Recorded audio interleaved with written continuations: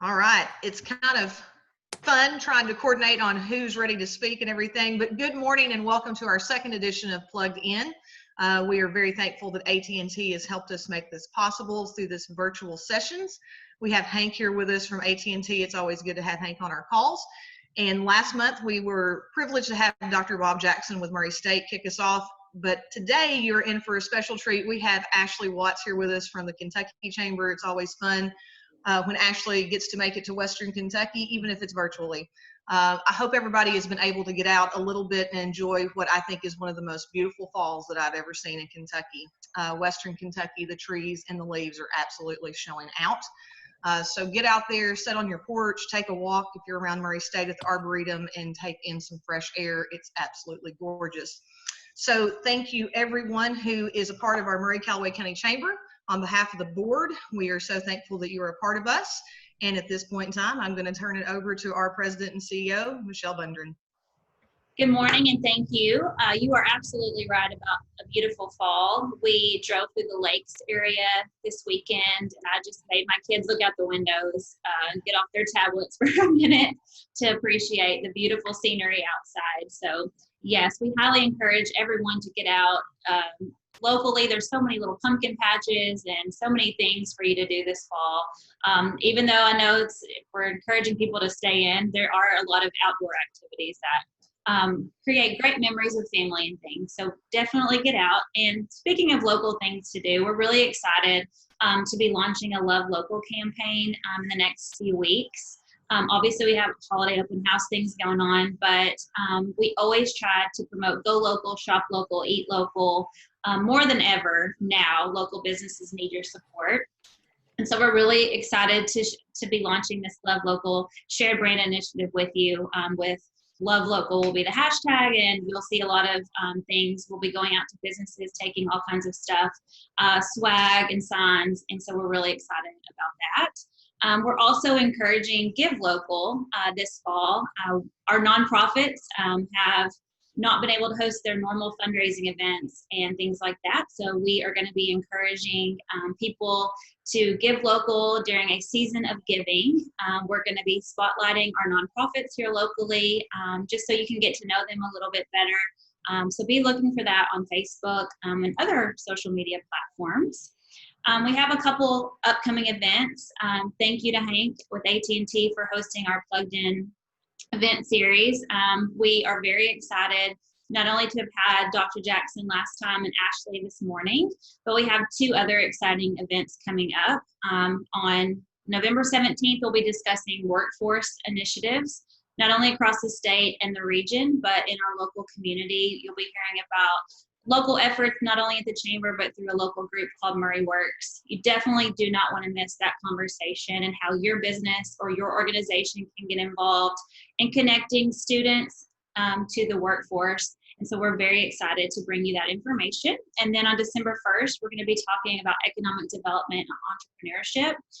We're going to hear from not only our local economic development corporation, but Michael Ramage at Murray State University to share about a new initiative called Grow West, which talks about technology in the region and how that's growing and how we can recruit employees to that. We'll also be talking about our new remote jobs partnership with TVA that we started.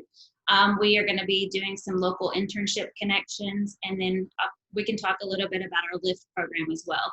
So we're very excited about the upcoming events and all the things you get to hear right here virtually through the Plugged In series. And then we are doing some casual conversations with women in business. So you don't want to miss that to get to know some of the great women in business here in our community. And not only in our community, but today you get to hear from an amazing woman in business all the way in Frankfurt, Ashli. We're very excited to have her here and to hear from her. We know she's doing amazing things with the Kentucky Chamber, and through these weird, unprecedented times, more than ever, I know she's being very innovative. Her board and her team are creating new ways to help businesses grow across the state. So I look forward to her presentation this morning. But those are just some things to look forward to in the future, in the next weeks ahead. So Without further ado, I definitely want to welcome our sponsor this morning, AT&T of Kentucky. We have Hank here with us. He's the Regional Manager for External Affairs at AT&T of Kentucky. And Hank has always been a great partner with us here in Callaway County. And I know you have some great things for Callaway County. So I'm going to turn it over to you to share about your initiatives here. Well, thank you, Michelle. It's a pleasure to be with you all this morning and to sponsor the Plugged In series. We are big believers in chamber work, both at the state level and throughout the Commonwealth. You know, just a couple of quick facts to share. I know this pandemic time has brought into sharp relief more than ever the concerns about connectivity and broadband across Kentucky, across America, across the world, really. And so what was a significant issue before is even more underlined now. And we believe in being part of the solution to that. Even before this, over the past 3 years, AT&T has invested over $800 million in our Kentucky wired and wireless networks, improvements across the Commonwealth and in large communities and smaller communities alike. In Callaway County, just a couple of examples, that's translated to a new cell tower that went online earlier this year in northern Callaway County. And we're expanding our business and residential fiber footprint in the county as well. So we know there's a lot still to do. We're going to be continuing to invest and upgrade. We're going to continue to look at new technologies emerging to deliver the better, faster, more reliable experience everybody looks to for their voice and their data providers. Before I let go, I just want to say a quick word about my friend, Ashli Watts. Ashli, I'm sorry we've missed our regular annual Mexican lunch this year. We will get back on track for that. But folks, we're big believers in the Kentucky Chamber, and we're thrilled to present Ashli this morning. She is the right woman at the right time to lead Kentucky's business community in this uncertain era. So our hats off to her. And I'd encourage everyone in closing to do what AT&T does and belong to both chambers, Michelle's and Ashli's. They both need your support and they both do fantastic work. With that, I'm going to get out of the way and let the nice lady talk. Thank you. Well, I will add to Ashley's introduction because her bio is very impressive. And if you don't know Ashli, she has been doing really big things across the state through the chamber for many, many years. But just going to read a little bit about her really quickly. She joined the Kentucky Chamber of Commerce in November of 2012, and during her tenure as Senior Vice President of Public Affairs, she was named the first President and CEO, female President and CEO of her organization in November of 2019. We can both relate on that because I think I was named the first female President and CEO here in Murray. So I relate to Ashli a lot. And so I'm really excited not only to hear about that, but just relate to her as a woman in business. So any of you on the call or on this webinar this morning, I look forward to just the encouragement that we can get from that too. But Ashli graduated from Campbellsville University with a bachelor's degree in political science and history and holds a master's degree in public policy and administration from the University of Louisville. She served as the commencement speaker for Campbellsville University's graduation, which I think is an awesome accomplishment. You're a graduate of Leadership Kentucky, and you currently serve on the boards for Campbellsville University and Prevent Child Abuse Kentucky. So you're also very active in your community. And I know you're active as a mom because you have 2 children. You currently reside in Frankfort with your husband. And so I know that these have been crazy times for you trying to balance work and home, but you guys are doing some amazing things at the Kentucky Chamber, and we look forward to hearing from you this morning. So I'm going to turn it over to you. Wow, thank you all. Thank you to Jeanette and Michelle and Haley and Hank. I will send you something for all the nice things that you have said about me. But I do hate that I can't be there in person, but 'tis 2020. Hopefully next year we can make the road trip again and I will come down to Murray and visit with you all. And Hank, I look forward to our next Mexican lunch, maybe in the next couple of months. It does seem like we're gonna be in this kind of world for a couple more months. And so I think we're doing the best we can. Thank you to everyone participating via the webinar. I do want to try to to make this as interactive as possible, which I know sometimes is awkward in a webinar setting, but I do think we have the Q&A button and the chat button open. So feel free to ask any questions, and I'll be happy to answer anything that I can. And so today, kind of what I wanted to talk about is really the business community's response to COVID, and really the Kentucky local community businesses response to COVID. I think we all remember back in March, kind of when everything was shut down, and I think we all thought we'd be there for a couple weeks and then we would move on and things would return to normal. I remember hearing, I think back in March, that the hot weather would kill it. And so we all thought by summer, this will be over, no big deal. We can kind of quarantine for a couple months. But here we are 7 months into the pandemic, and the ramifications of it have really been pretty catastrophic. There's no other word to use, not only the health implications, but also the economic implications. I just actually wrote an op-ed yesterday. It has now come out that 4 times the amount of women had dropped out of the workforce than men over the last couple of months. And so we're losing people out of the workforce, we're losing jobs, and we're doing, I think, the best job we can, kind of all being remote and trying to keep business going as usual. But obviously it's been a trying time. Back in March, probably much like the Murray Chamber of Commerce, the Kentucky Chamber, we had kind of what I would say a come to Jesus meeting with the staff and with the board. And we said, you know, our main role is to serve businesses. And you may think of the Kentucky Chamber as being in Frankfurt and of lobbying and advocacy, and sometimes talking about taxes and workers' comp and things that really you may not think are really applicable to you in your daily life on Main Street. But at this moment in time, we really had to kind of shift and say, okay, this is a critical moment in time. How is the chamber going to serve the businesses in Kentucky? And we decided that we were going to do anything that we could to help every business in Kentucky, whether they were a member or whether they were not a member, we were going to help them. And so we decided to kind of do a Q&A hotline because back in March, you guys may remember, there were a lot of questions. There were questions about PPP loans. There were questions about whether a business was essential or not. There were questions of how many staff you could have in a building. And so much to my staff's chagrin, we did a Q&A hotline where if you emailed or called the Kentucky Chamber, we were going to get you a personalized response. And I would say at this time, we started working very, very closely with the governor's office, and they've really been a very communicative partner for us over the last 7 months of getting these questions and helping with the requirements and regulations. And so within just about 2 weeks of quarantine happening in March, we answered about 1,000 questions from businesses across Kentucky. There were several of our staff that did nothing but answer questions and kind of help connect the dots all day long.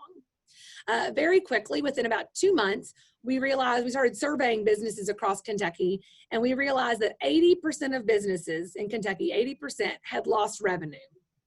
Some, we're very fortunate in Kentucky to be a logistics state. So we have UPS and DHL and others that, their operations ramped up, which is a positive thing for them. But obviously many sectors did not fare quite the same.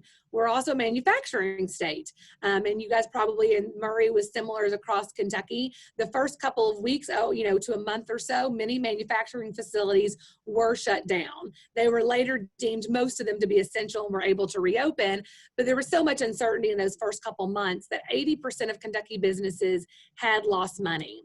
Within about a month, 1/3 of Kentucky businesses had laid off somebody, 1/3 of Kentucky businesses. And you all know the stories going around. We had the highest rate of unemployment in the nation for quite some time. That trend is reversing, which is a good thing, but we still have quite a bit of people that are out of the workforce.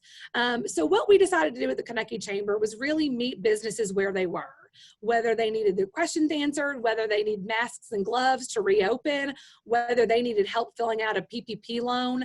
That's what we were going to do. And so really quickly, I'm just going to run through a couple of things that we did that I'm sure you at the Murray Chamber did as well. And hopefully we were a resource to you all. And we have about 80 local chambers of commerce throughout Kentucky, and we really think of ourselves as one big family unit. I mean, what's good for one chamber is good for all the chambers, and it's good for all the businesses in Kentucky. So we did Q&A on our website. We also started procuring PPE. which I say PPE now, and everyone knows what it is.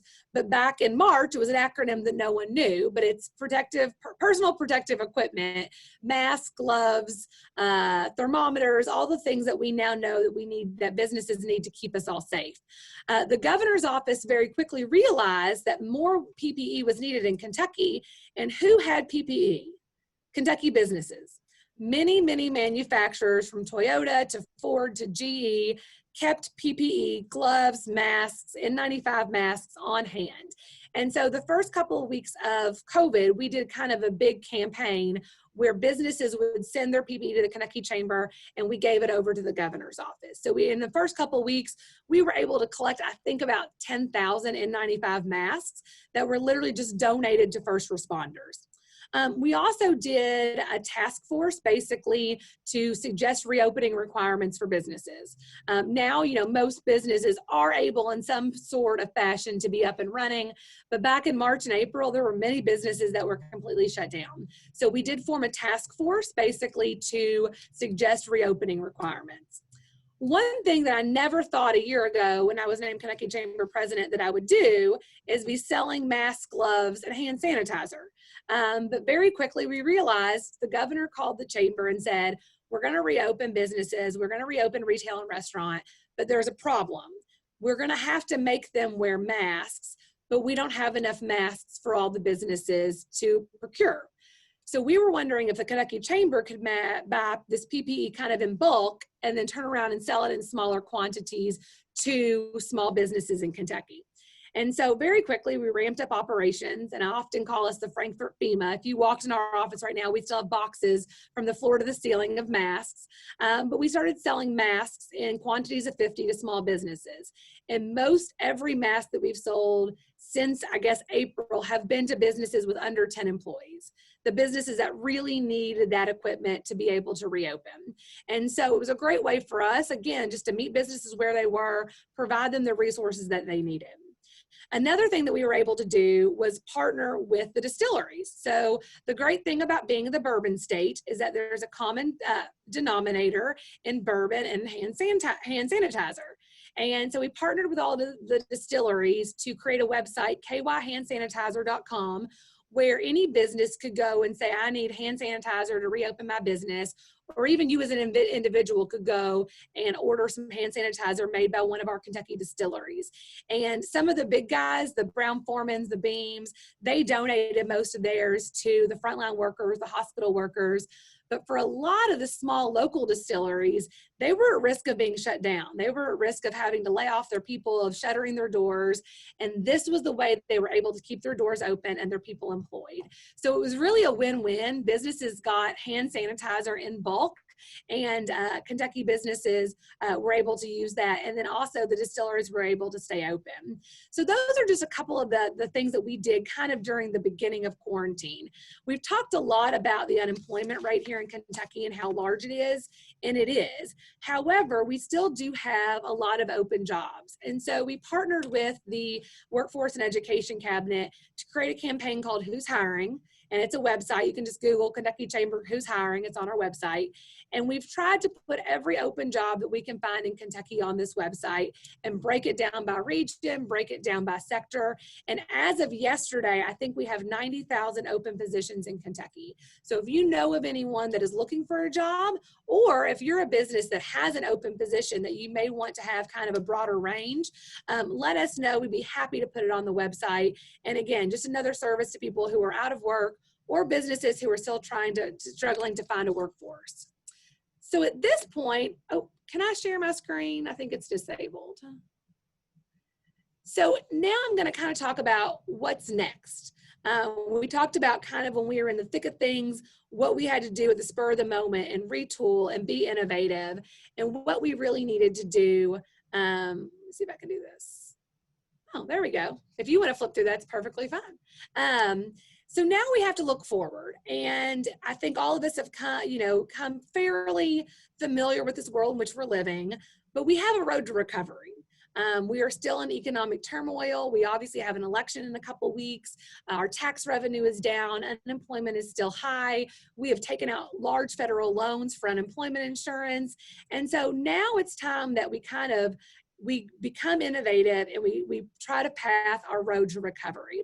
And so our entire legislative agenda, I think from the times that I've talked to the Murray Chamber before, you guys know kind of the Kentucky Chamber's main role is advocacy, being your voice in Frankfort while you guys are in Murray, Callaway County running your business. We want to be your voice in Frankfort. And so we have basically retooled our entire legislative agenda on how do we recover from this pandemic and what it's going to take to get business and our economy back up and running. So we can go to the next slide. So I just want to let you guys know that's our board, just like Jeanette's your board chair. We have a board chair, Winston Griffin. He's kind of there in the pink tie on the right. And all the policy decisions that I'm going to talk to you guys about today are decided by our board. It's not just me and a couple people in a room figuring out what's good for business in Kentucky.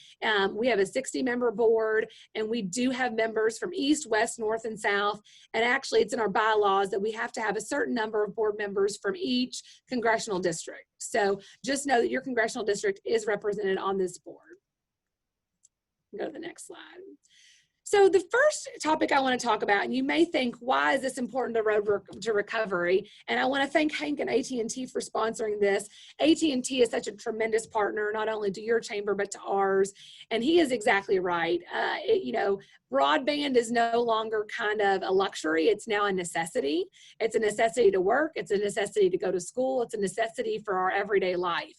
And so when we say invest in infrastructure, it's not just roads and bridges that we typically talk about, but it also is things like broadband. So one of the ways that we think we need to recover is really to invest in infrastructure. We need to make sure that business is ready to be up and running here in Kentucky, and that we're make Kentucky a competitive environment where business wants to come.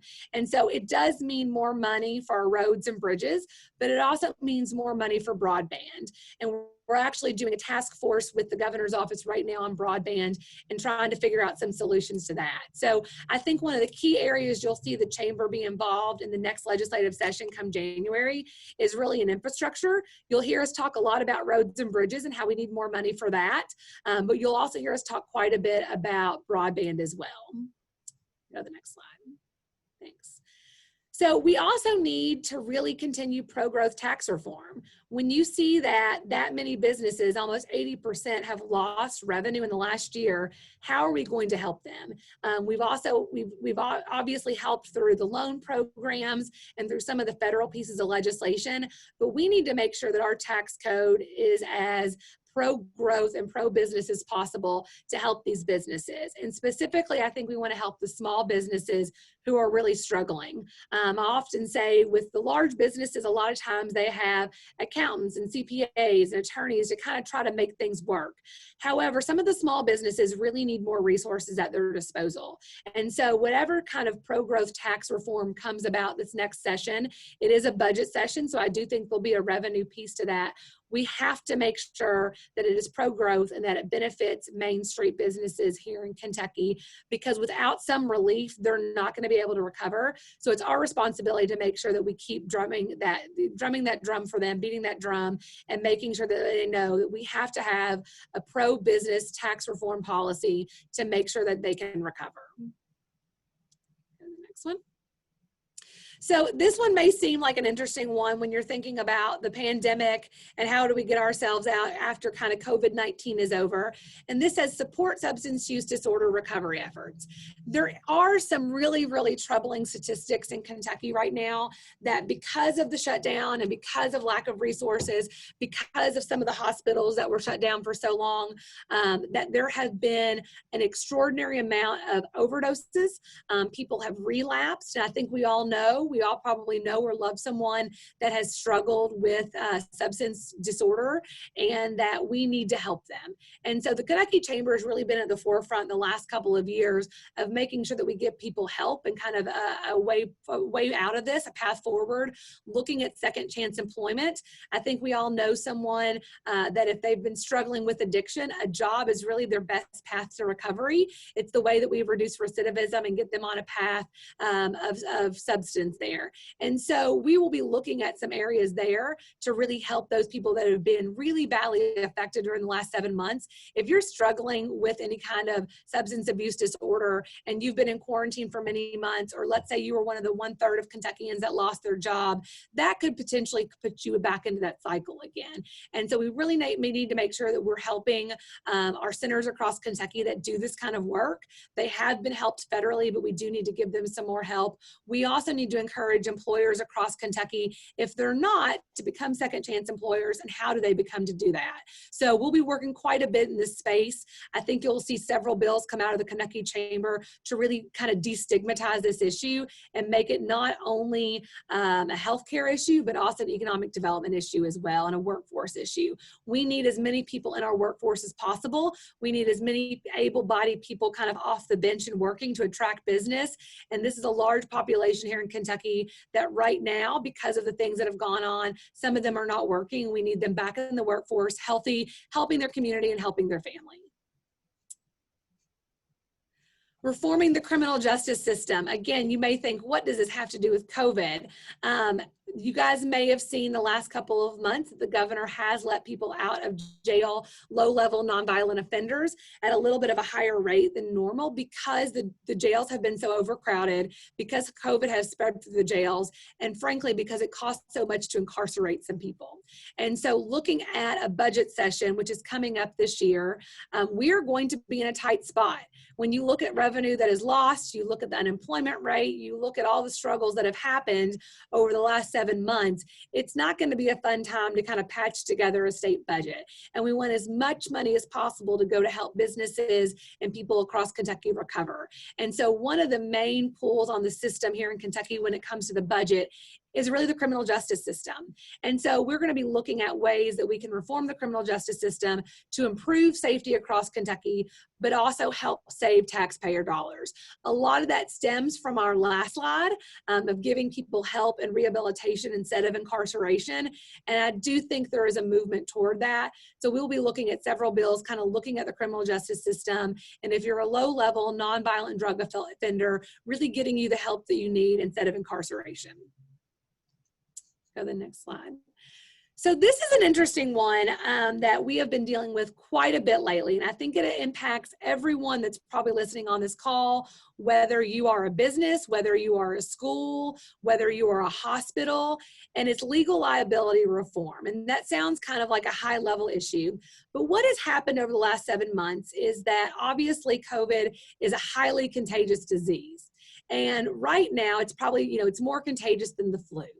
The difference that's come in lately is that many schools, many businesses, hospitals are really scared of being sued if someone contracts COVID from their place of business or their hospital or their school. And so we really need to give people who are doing everything in their power to keep Kentuckians safe, if they're following the CDC guidelines, if they're following the Healthy at School guidelines, if they're following the Healthy at Work guidelines, there needs to be some protection in that. And I often equate it, I have 2 children, like Michelle said, and for several months last year, we were passing strep throat back and forth. I don't know if we got it at the Kentucky Chamber, I don't know if I got it at the Capitol, on an airplane, at school, but I never thought about suing my employer or suing my school if my kids got an airborne illness. It was just kind of the way the world worked. But now we are looking at suing employers, suing hospitals, suing schools, airlines, businesses, etc. if you contract an airborne illness that maybe even really can't be tied to a specific place of where you contracted it. And so we're kind of in this new world where we're figuring out, we want businesses to be as safe as possible. We want them to follow every guideline, wear masks, use the PPE, use hand sanitizer. But if they're doing all that, there should be some protection in it. And in the first couple of months of COVID, I will say, even though 80% of businesses lost revenue at some time during that time frame, we got thousands of calls and questions from businesses. But every single one ended with the question, how can I help? What can I do to make sure that I keep my fellow Kentuckians safe? How do I keep my employees safe? How can I keep my patrons safe? And I really do think as we kind of have reopened business and we look around, businesses are not the bad actors. I think businesses have spent quite a bit of money retooling. They have retooled their manufacturing facilities to make masks and gloves and hand sanitizers. They have closed, losing, much revenue. They have had to lay off valued employees. Many have had to shut their doors forever because they wanted to make sure they were doing the right thing and keeping all Kentuckians safe. And if businesses are doing everything in their power to keep Kentuckians safe, there should be some protection in that. And so at the federal level, there has been talks about some protections there. That bill, I think we all know right now, is stalled, but we will be working on a state level along with the school boards, the universities, many of the other trade associations on how to make sure that we are protecting employers, protecting employees, and not protecting bad actors. If you're a business that is just bucking the rules and not wearing your mask and not following the guidelines, there should not be protection in that. There should be a level of accountability. But if you're doing everything in your power, especially as a small business, one frivolous lawsuit could really be the end of you. And so there is broad support for this. And so we're working with many stakeholders on protections with COVID-19. And again, it's just kind of this new world. If you slipped and fell at work because they didn't mop up something, that would be a workers' comp claim. Yes, the employer should be liable. There's no conversation about that. But we've never really talked about it if you got the flu at work, if you get strep throat at school, suing that person, suing that entity. And that's kind of now the world we're living in. We have seen that Kentucky does have some lawsuits already that have been filed about this exact issue. And so we need to be of careful watch, but it's ever more important for businesses to follow the guidelines as best possible, but know that we're trying to work out some protections for you all. So we can go to the next slide. Modernize unemployment insurance.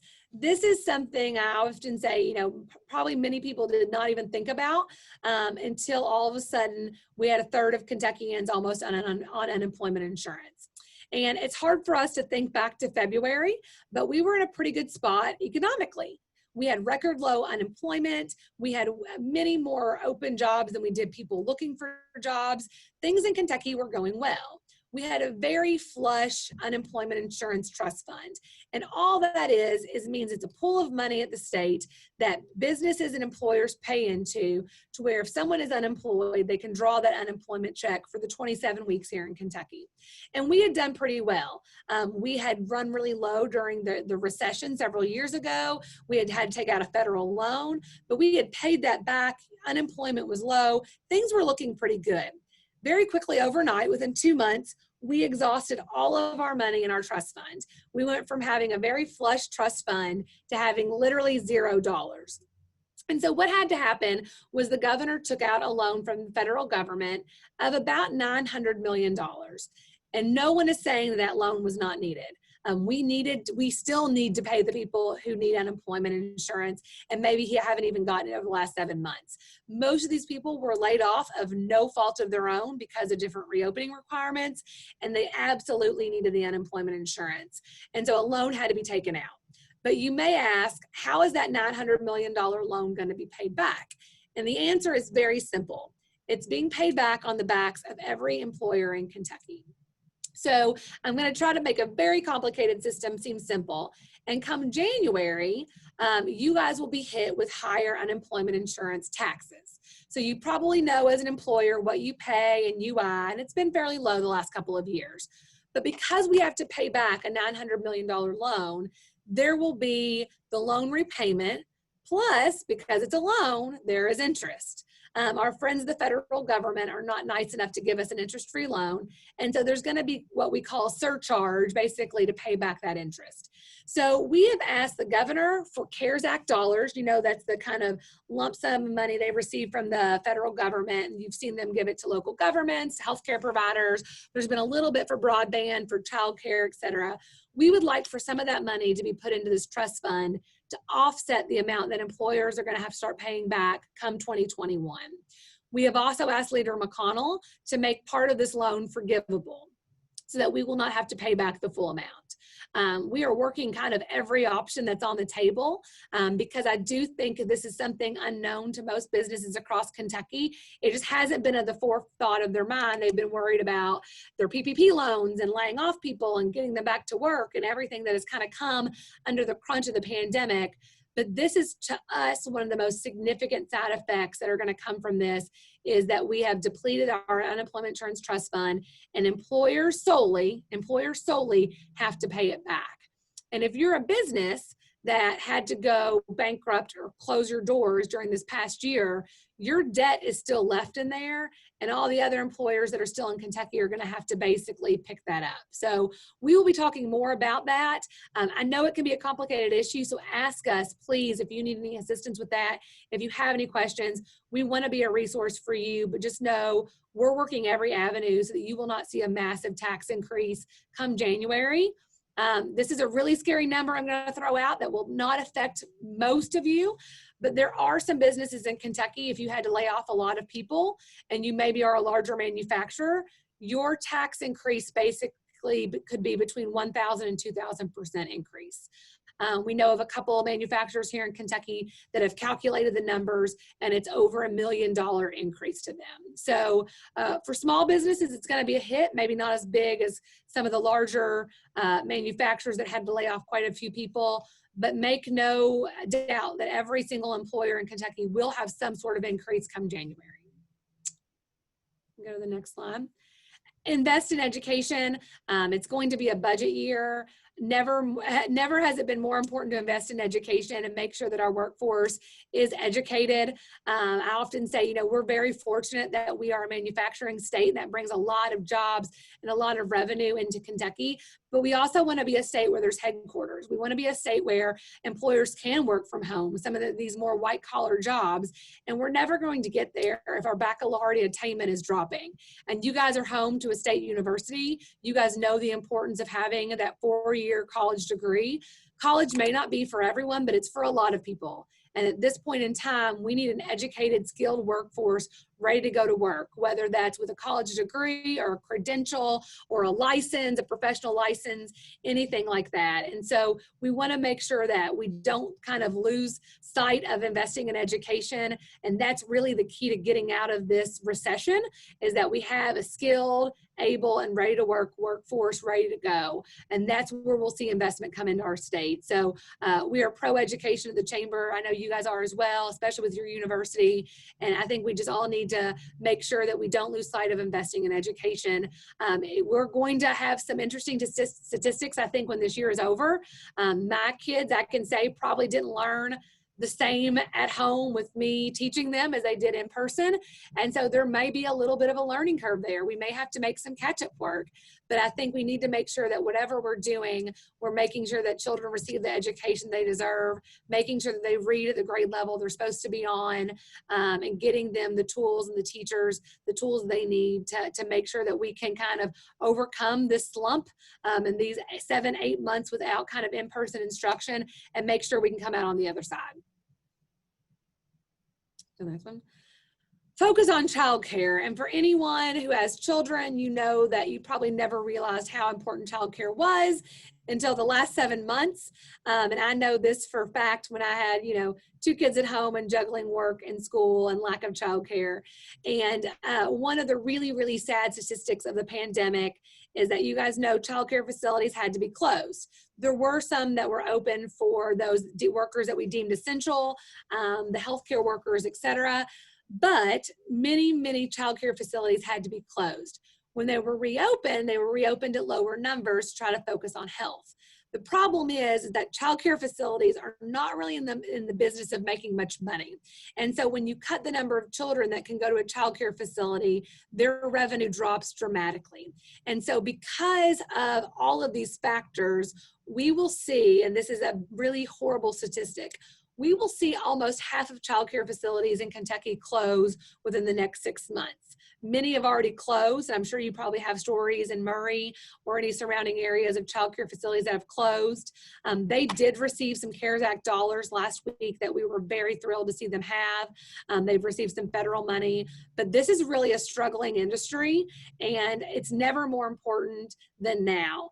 We know that businesses are calling their employers back to work, and unless they have someplace they can take their children, it's kind of hard for them to do.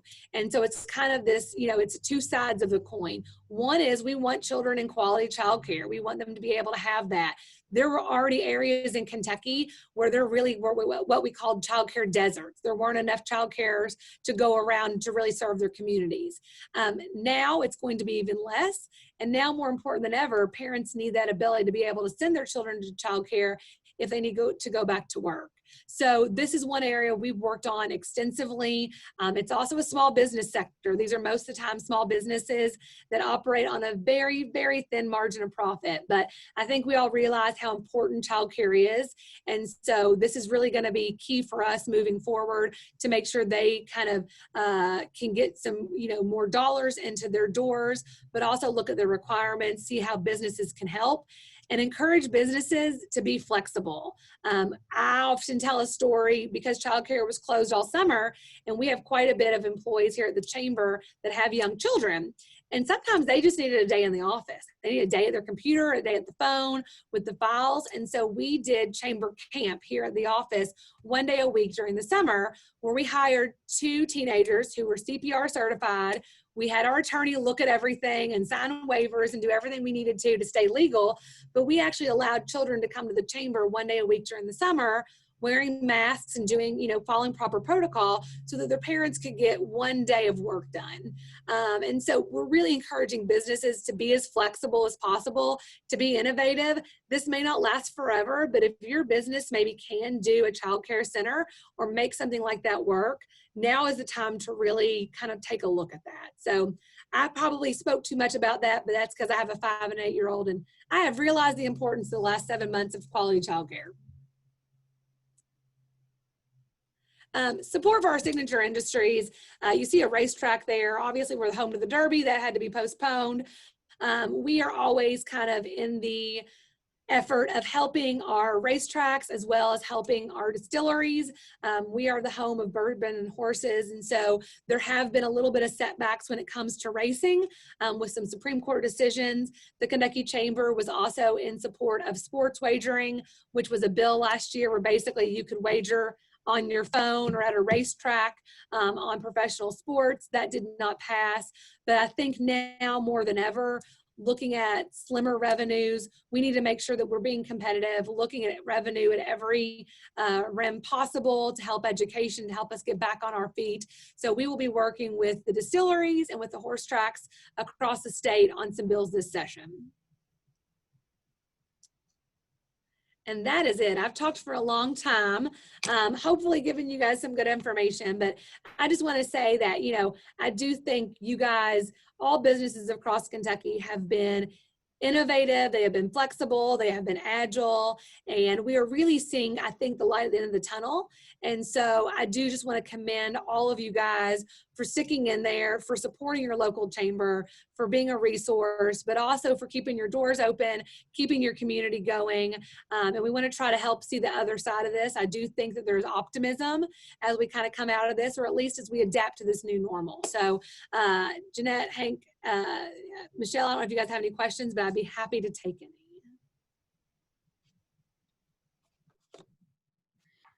I just have a couple thoughts, and then maybe we create a dialogue between us. And I hate to talk about childcare, but I understand, that was sort of an issue prior even to the pandemic of just access to quality childcare. And I know here in Murray, it was always like a waiting list even before the pandemic. And I know you wrote an op-ed that you mentioned in the beginning about how this pandemic has affected the workforce, and we see more than ever women having to leave the workforce because they're now having to choose between childcare or, their job. I'm fortunate to have family around here, but and a lot of people, I would say, in this small rural community live here because of their families, but there are so many people in other communities who don't have access to that. So tell me, I know you mentioned that you're doing some work on that, but can you just maybe share with us some of the things that you think will come out of that, or how you are working, or what are some ideas or thoughts that are going to help that? And I agree, Michelle. I mean, I'm lucky enough to have, family and resources in the village. And I think in smaller communities, it's easier.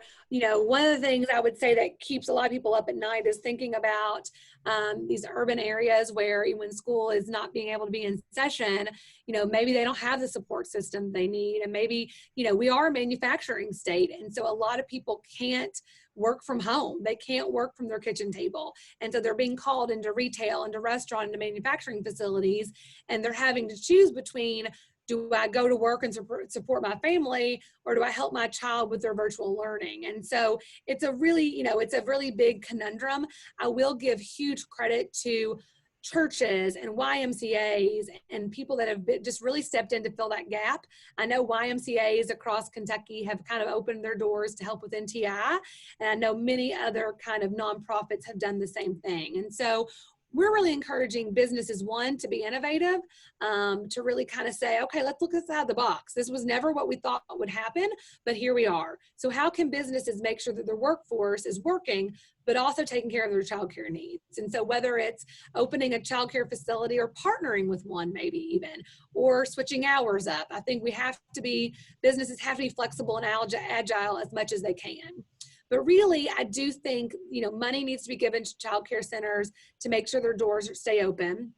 I also think that we need to look at the requirements. Right now, there's kind of a cap on how many students can be in childcare facilities.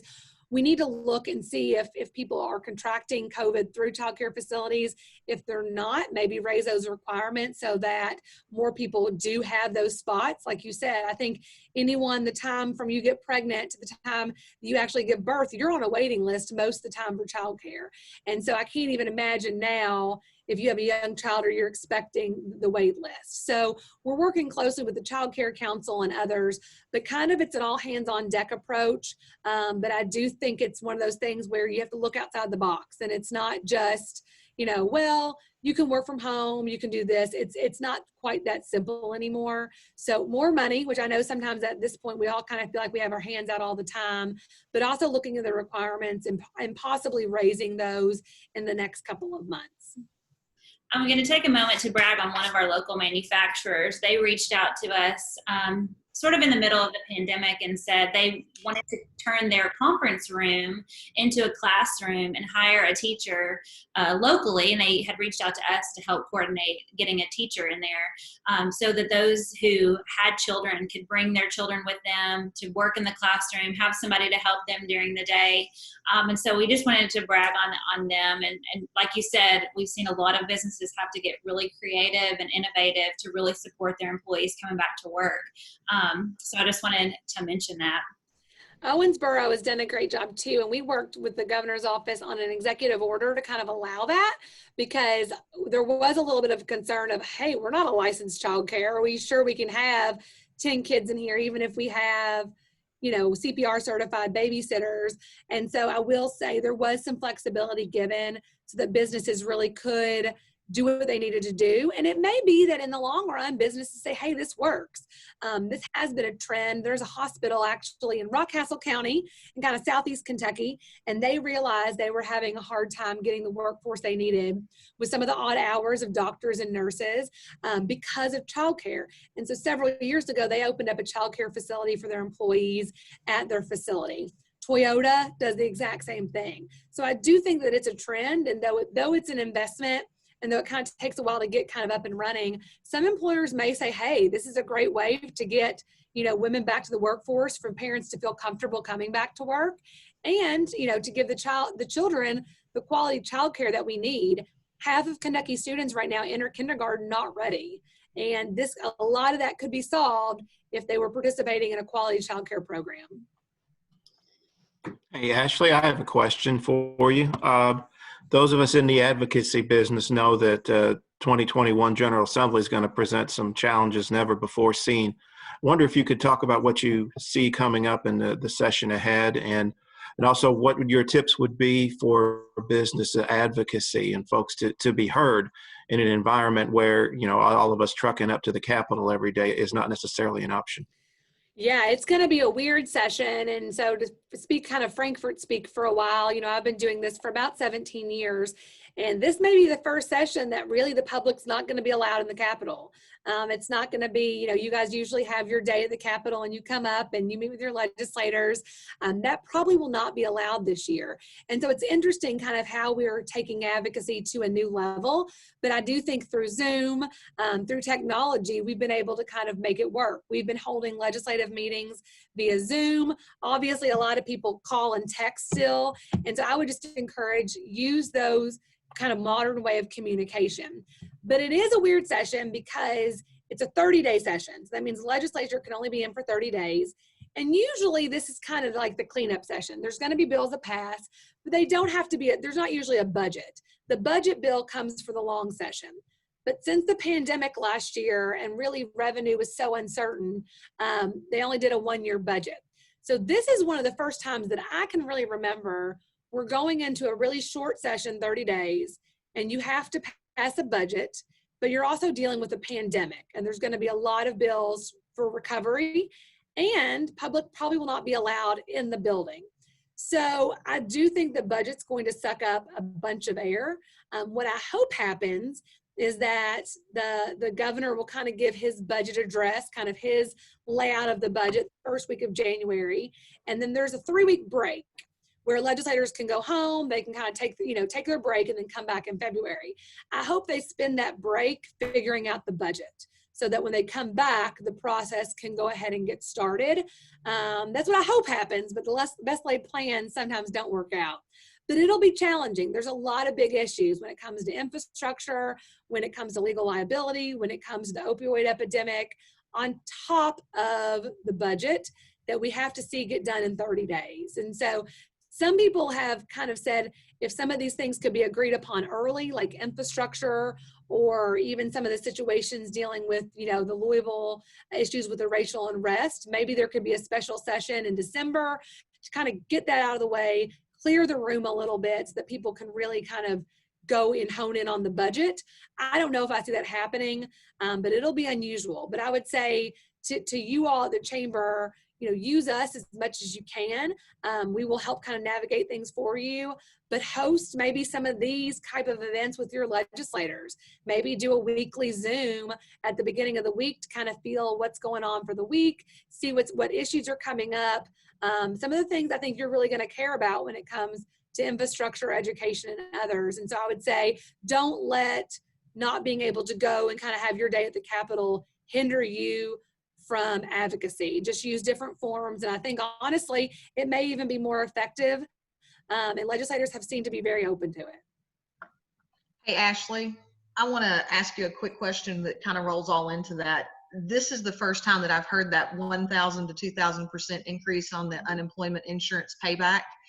Have employers been made aware of what that's going to look like and kind of what they're going to start seeing in January? Because, I mean, that's astronomical for these factories and stuff. And that's like forgiveness process.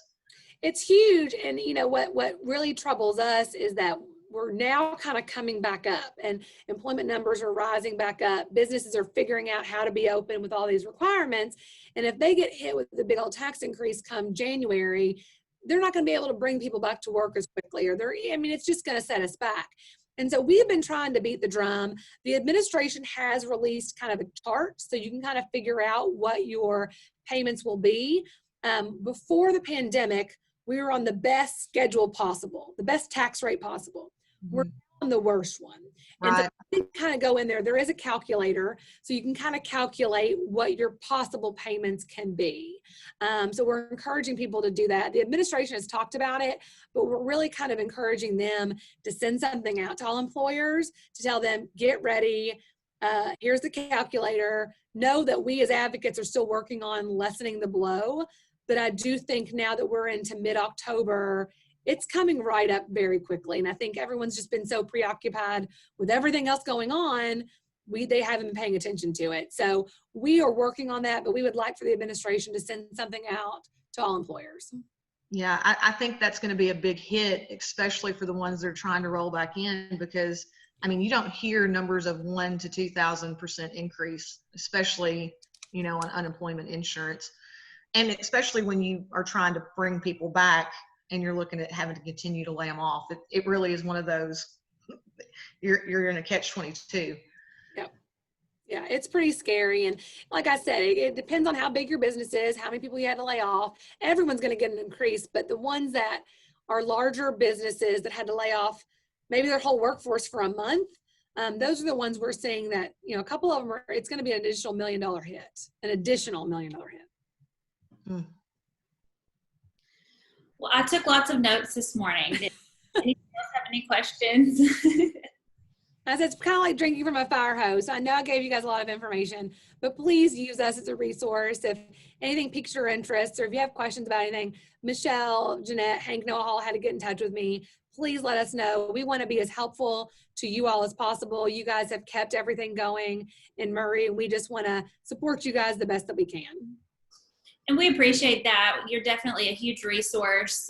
The different divisions you have at the chamber for local communities to get access to information, or even share our voice with you as a small rural community here in Western Kentucky. We feel the freedom to, you know, share with us what's going on here and some things that we would like for you to support. So we appreciate your time this morning. Any other follow-ups or any other things you'd like to say before we leave? I think that is it, but thank you all. I can't wait to get back to Western Kentucky, and hopefully sooner rather than later, we will all be together again. But I just commend you guys for being innovative and kind of being agile and having, you know, these kind of events virtual. It's important that the business community stick together during this time. And I think that, you know, hopefully we'll come out of this the next couple months, and it'll be interesting to see how the whole business community and our economy has shifted and what we've learned from this. So in addition to kind of all the doom and gloom that we've talked about, I do think we've all learned a lot of important lessons in the last 7 months that hopefully we'll take forward. Well, as I close this out here, I want to just say a thank you again to Hank and his team at AT&T of Kentucky for making this series possible. Of course, we always like to see you in Frankfurt anytime we go, but we'll just have to settle for virtual for now. We hope. Thank you. And we'll hope that you'll tune in again with us on our next Plugged In virtual event. We're going to hear from several people around workforce development initiatives going on across the state, in our region, and here locally in Callaway County. That's on November 17th at 9 a.m. And you can register through email, Facebook, or any other platforms that we have. So we hope that you'll tune in. But thank you for being here with us this morning, and I hope you have a wonderful day. Thanks, Michelle. Y'all take care. Thank you.